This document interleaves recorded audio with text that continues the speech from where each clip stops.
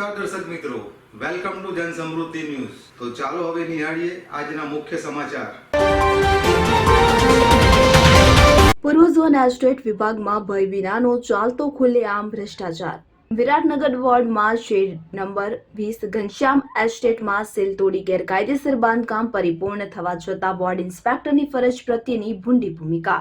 અમદાવાદ મહાનગરપાલિકાના municipal commissioner દ્વારા ગેરકાયદેસર બાંધકામો ઊભા ન થાય તે માટે સર્ક્યુલર પરિપત્ર બહાર પાડી જવાબદાર અધિકારીઓને કાયદાનો કડક અમલ કરવા માટે સૂચનાઓ આપેલ છે।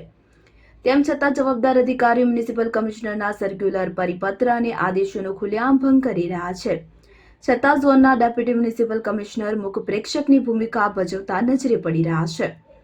પૂર્વ ઝોન એસ્ટેટ વિભાગમાં શેડ નંબર 8 ઘનશ્યામ એસ્ટેટ મરગા ફાર્મ પાસે વિરાટનગર વોર્ડમાં ગેરકાયદેસર બાંધકામ શરૂ થયું ત્યારથી વોર્ડ ઇન્સ્પેક્ટર દ્વારા નોટિસો આપી તેને સીલ કરવામાં આવેલ હતું। આ સીલ કરેલ બાંધકામમાં ફરીથી બાંધકામ ચાલુ કરવા માટે બાંધકામના માલિક દ્વારા જવાબદાર અધિકારી અને રાજકીય નેતાઓ સાથે સાંઠગાંઠ કરી ભ્રષ્ટાચાર આચરેલ હોવાથી આ ગેરકાયદેસર બાંધકામ કોઈ પણ જાતની મંજૂરી વિના બાંધકામ ચાલુ કરેલ હોવા છતાં વોર્ડ ઇન્સ્પેક્ટર કાયદાનો અમલ કરતા ન હોવાની ચોંકાવનારી માહિતી જન સમૃદ્ધિ ન્યૂઝને મળવા પામી છે।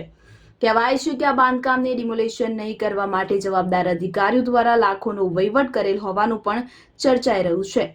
ગેરકાયદેસર બાંધકામોને શરૂ થતાં જ ડામવા માટે મ્યુનિસિપલ કમિશનર દ્વારા કડક કાર્યવાહીના આદેશ આપેલ છે। તેમ છતાં વોર્ડ ઇન્સ્પેક્ટર, આસિસ્ટન્ટ ટીડીઓ અને ડેપ્યુટી એસ્ટેટ ઓફિસર કોના આશીર્વાદથી કાયદાનો અમલ કરતા નથી તેની વિજિલન્સ તપાસના આદેશ મ્યુનિસિપલ કમિશનર થેન્નારસન દ્વારા આપવામાં આવે તેવી જાગૃત પ્રજાની ઉગ્ર માંગ ઉઠવા પામી છે।